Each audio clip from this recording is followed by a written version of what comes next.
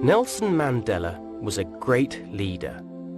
All his life, he fought for racial equality in South Africa.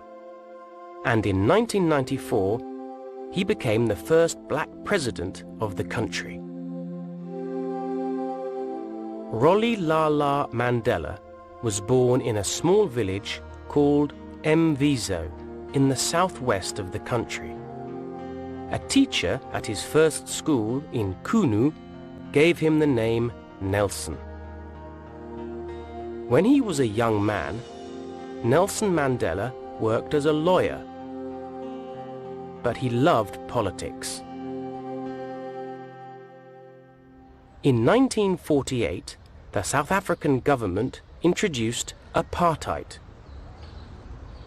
Apartheid separated black people and white people. It was a system of racial inequality.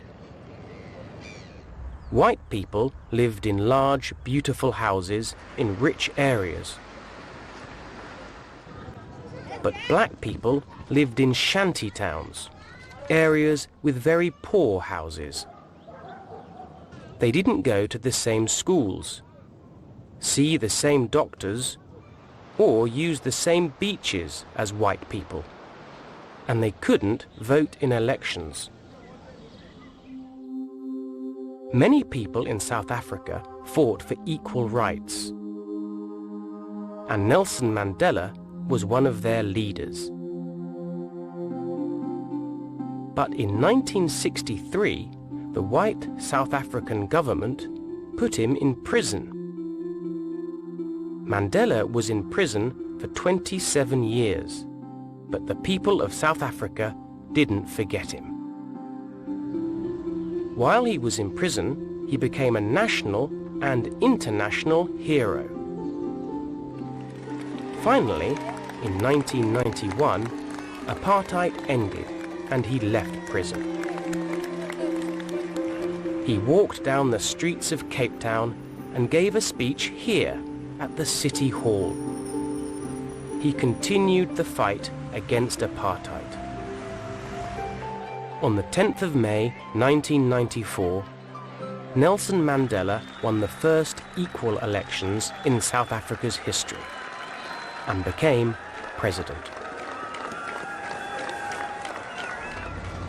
However, today, South African society is still very unequal.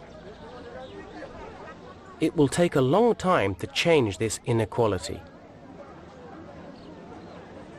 But Nelson Mandela made a huge difference. He retired from politics in 1999, but he continued to fight for peace and equality until he died in 2013 at the age of 95.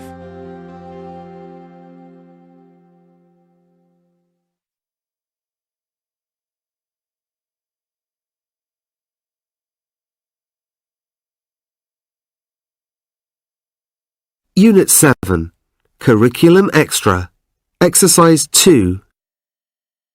The Elephant Man. We gave Merrick 2 rooms at the back of the hospital. One room was a bathroom, so he could have a bath every day. Soon his skin was much better, and there was no horrible smell. The second room had a bed, table, and chairs. I visited him every day and talked to him. He loved reading and talking about books. But sometimes it was difficult for him.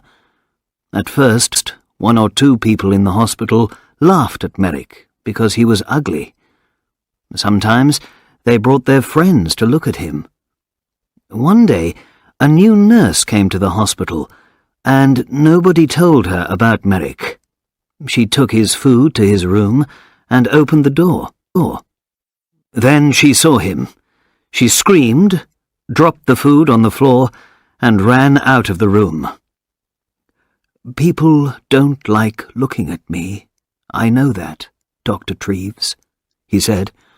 "They usually laugh or scream." "Well, I don't want nurses to laugh at you, Joseph," I said angrily. "I want them to help you." "Thank you, Doctor," he said in his strange, slow voice, "but it's not important. Everyone laughs at me. I understand that." I looked at him sadly. In his one good hand, his left hand, he had the little picture of his mother. He looked at the picture for a minute and then put it by a flower on the table. A tear ran out of his eye and down the skin of his enormous, ugly face.